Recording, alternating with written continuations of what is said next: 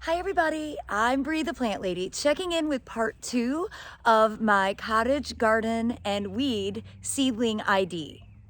We're going to start right here at the back of the blue house where we've got a lot of good, a lot of bad, a lot of self-sowing, and not as much purposeful seeding as I was hoping for.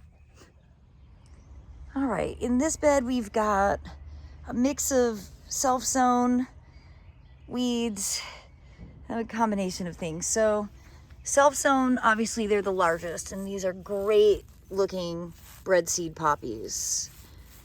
And a nice big fat larkspur right here, all along the edge, not in the bed proper. That's what they do. And then we've got a couple of different lamiums that are pretty well established here and here. So these are botanically related and not desirable. In years past, this bed was really full of chickweed, and it still is, as I say that, just not as bad as it once was. So this is proof that if you take some time and get stuff weeded when it's small and you prevent it from self-sowing, you can actually reduce the amount of weeds, certainly not eliminate. Ava Grace is just so interested in being a part of this video. Now, I really need, she's gonna show you guys how she climbs the cattle fencing. She's just showing off, everybody.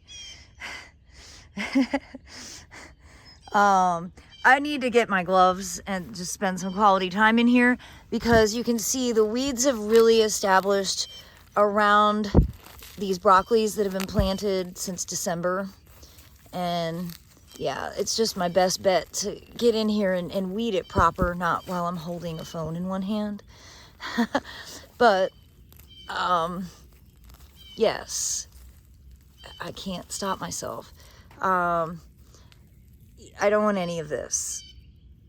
This will just seed and make the bed worse next year. So now is the moment to get rid of it.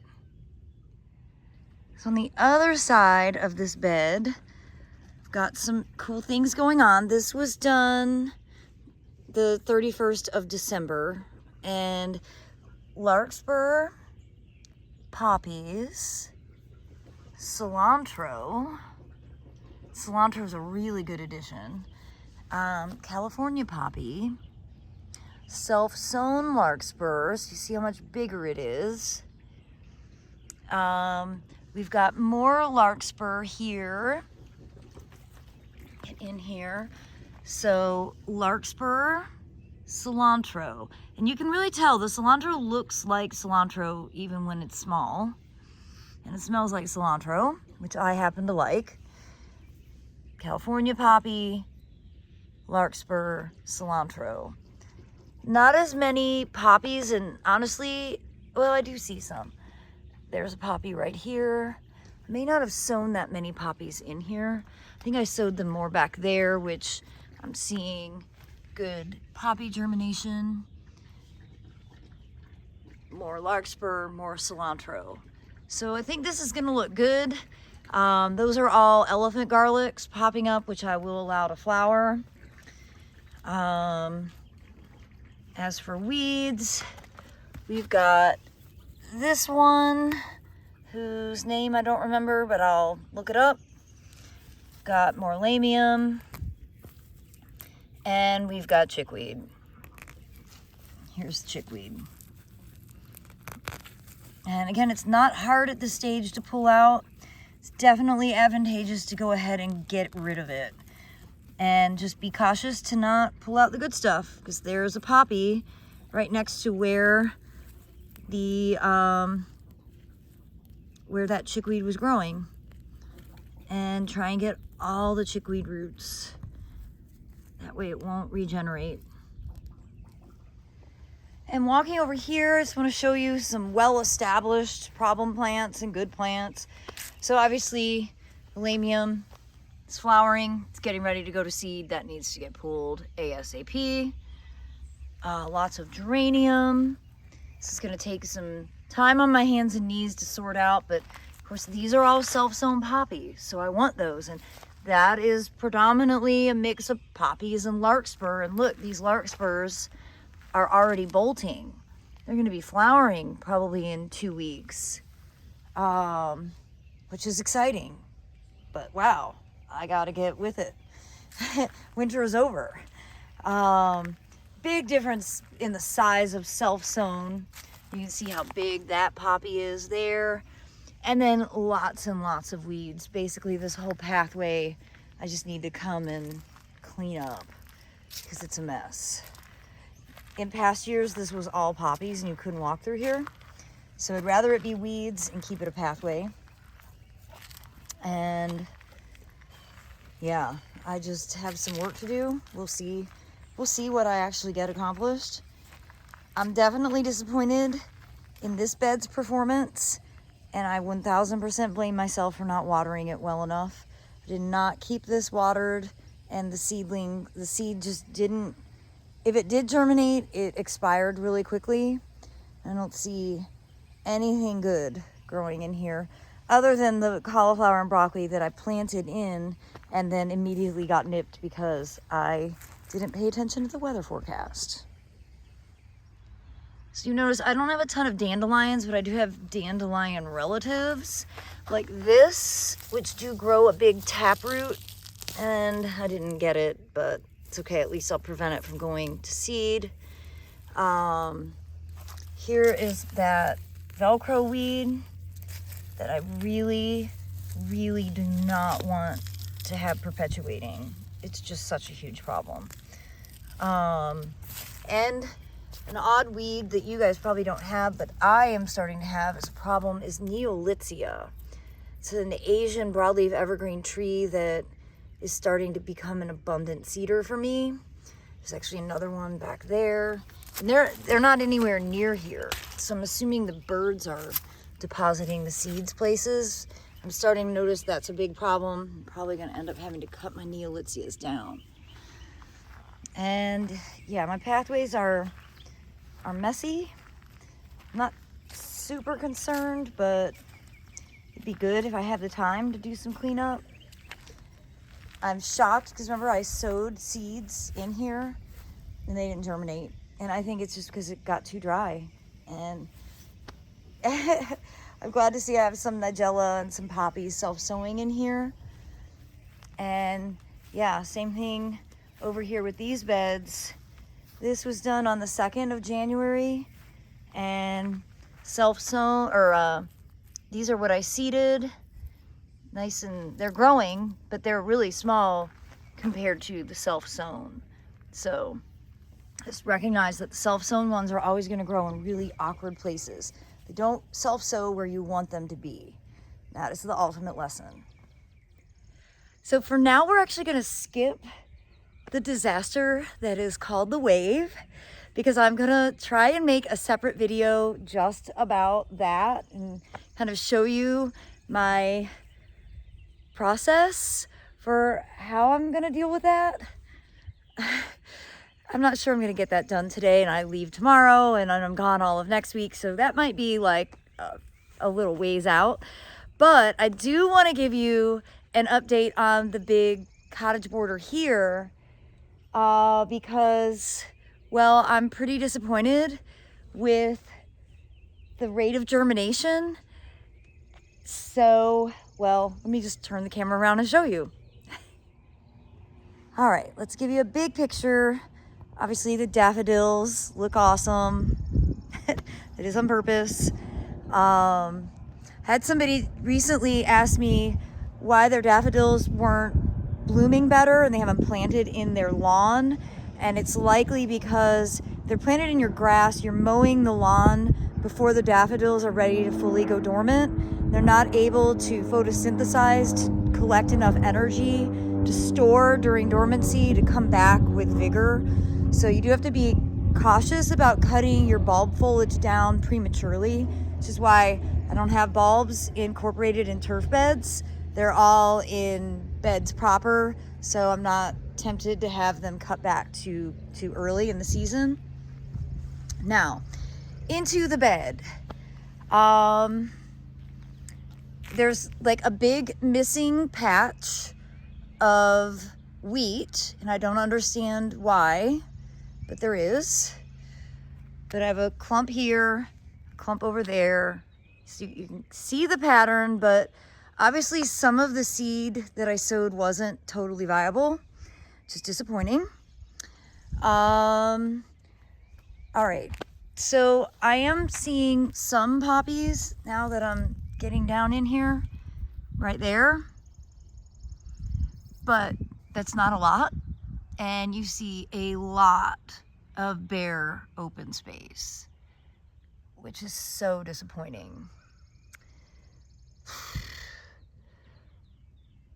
So what we do have are self-sown bachelor buttons, which will get very large, and there's not that many. I mean, there's a lot, but not like last year where it was almost dominated by them.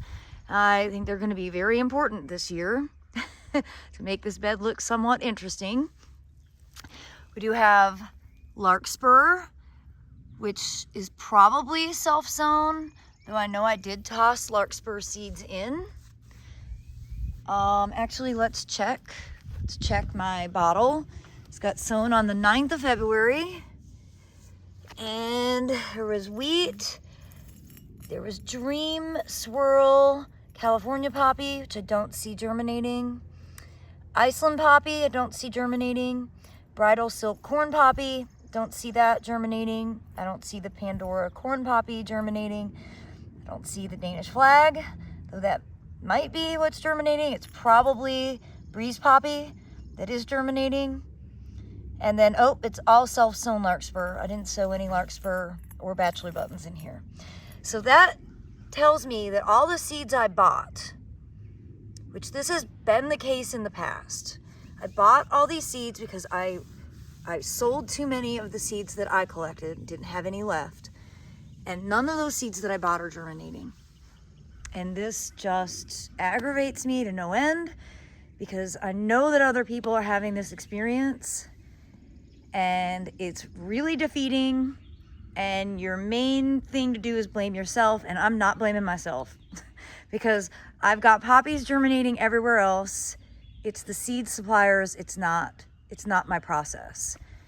Which probably indicates that they weren't stratified, meaning they weren't stored in a refrigerator by the seed supplier, which is making it so that they don't germinate. This makes me so mad. So I am seeing poppies germinating here. I mean, they're very small. I know these are my poppies because I sowed these. I sowed this section in the snow, and they were poppies from my garden, not poppies that I purchased. On February 9th, I did all the poppies that I bought, and I don't see any of that germinating. Oh, well, it's aggravating, but it makes me feel a little bit better. This bed is a disaster because I did what every other person would do and bought seeds, and then the seeds didn't grow. It's not how it should be, but it often is the case, and it shouldn't be. So this reality brings me zero pleasure because there's no way I can facilitate the needs of everyone for getting the seeds that they want. Seed suppliers need to do a better job. And this is not the first time that this has happened to me. One year I bought every single variety of poppy that Baker Creek Heirloom Seed offered, and not a single plant grew. And I stopped buying seed from them. Even though they have really cool offerings, I can't trust their product. And now I feel like I bought from a whole bunch of different seed suppliers. I don't remember. They're all on a YouTube video the day that I did this sowing, so February 9th. And now I'm not going to be able to buy from them either because I don't want to make the same mistakes over and over again. So if you are having lack of germination and you've been following my instructions, I really do hope that you won't take it personally if you aren't having good germination. Recognize that the seed industry needs to do a better job. And I don't really know how to address this to actually constitute change, but I have a long memory and I'm not going to forget this. So, yeah, really disappointed. All right, so to show you a bed that's not giving me existential dread, and oh, there's Reginald. He hasn't been on a video in a while. I think he's coming over to the blue house and sleeping on the back porch. So the cats haven't completely made the transition. They don't really go in the house anymore because I worry that guests are allergic to cats. Since it's been renovated, we haven't let them in. But actually, you can see little babe, Ava Grace. She's up there like, please open the door. I want to go into my old house. So there you have it. I know, little babe. But getting back to seeds, obviously the best plants in this bed are the self-sown ones. Great, big, beautiful corn poppy here. Another nice grouping over there. I wish I hadn't put down more compost because I smothered what would have grown and I got such little germination from the seed I did sow because I let this bed get dry, and you can see it's dry again. It's like dust. I've got to water. I just can't get over the lack of moisture that we have this year, and I can't believe the news isn't talking about that we are in a drought in North Carolina. But I do have California poppy. That's these. That is a corn poppy. This is cilantro.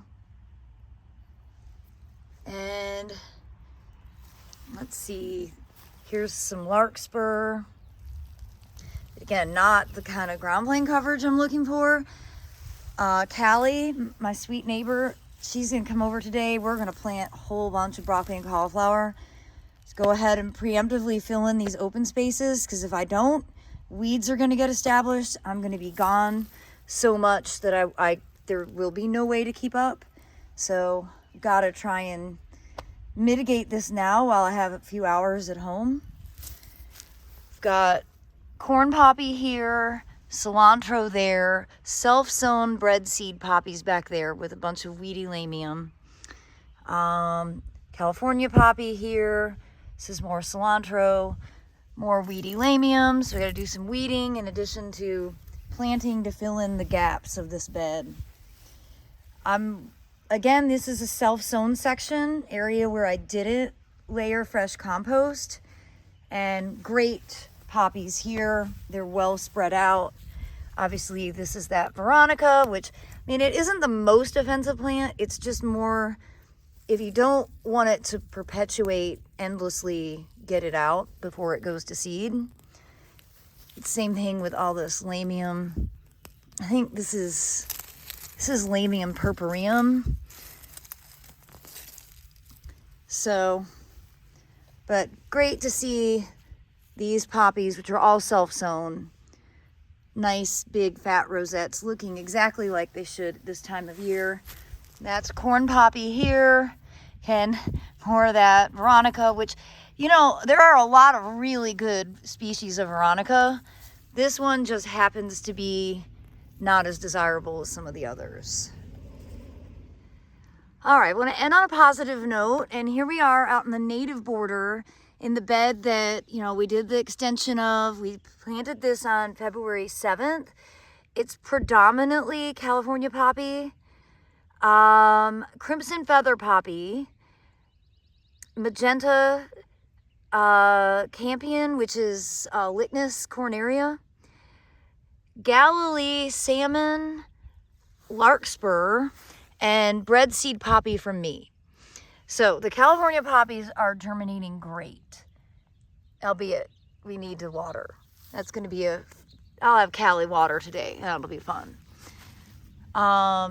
So, you know, I wanted it to be native-ish. I mean, I know calling it California poppy native in North Carolina is kind of ridiculous. I'm not seeing a lot of good germination in here. Too sad. Although I do have poppies germinating, and these are definitely my poppies that are germinating. Tell you what, the lesson here is that I seem to be the only one that stores their poppies properly so that you actually get germination. And that is frustrating because I want everybody to be able to just buy poppies from seed suppliers and have a successful experience. I can't deny my frustration. I just can't. But I am pleased to see, you know, again, this is all California poppies. This should look really good for the Fuquay Garden Tour, May 17th and 18th. Hoping to get the link any day now. I'm not sure why they're waiting so long, but they are. It just shows that I am a planner, a header, and literally no one else is since COVID. And that drives me crazy as well. I like to be able to buy tickets in advance and have things straight. Plus, I'm gonna be out of town, and if they don't get me the link, it's not gonna get on my website, and I'm not gonna be able to share it. But I am pleased to see all this germination. So, like I said, I want to kind of end this video on a high note, despite the fact that I'm really feeling aggravated right now. Well, I'm not able to hide my disappointment from the realization that I've come to that the seeds that I bought aren't germinating. And as I mentioned, this isn't the first time that's happened to me, and I can feel for all of you who have had this experience. It motivates me to make sure that we collect as much seed as possible, and that we will have a seed sale this fall when we do our normal open garden, which doesn't require tickets, doesn't require registration. I know that doesn't necessarily help people who live far away, but maybe that's your motivation to come visit Raleigh for a long weekend and visit all of our great gardens and nurseries, and come by for my free open garden. I haven't set the date. I don't have information on my website. I'm likely not going to do that until I get back in early June, but I'll be sure to keep you all in the loop. I do look forward to sharing updates with all of you, and if you are in the vicinity, I'd love to see you at the Fuquay Garden Tour, which is scheduled for May 17th and 18th. Again, I'm hoping that they will give me the registration link sooner than later so that I can start making it available to people.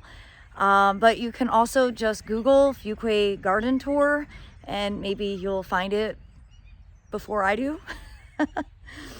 And again, I apologize. I try to be a cheerful beacon of hope, but realizing that all that seed that I purchased didn't germinate is really defeating and frustrating. And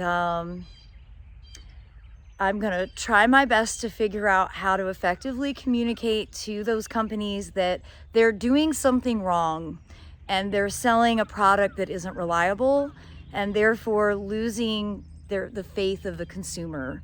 And that's exactly the opposite of what I try to work towards as an ambassador of the horticulture industry. So we'll see what I can accomplish. Well, as always, I appreciate you tuning in. I do look forward to sharing more updates when I get back in town, and I am wishing you all the very best. Thanks so much for watching, and happy gardening, everybody.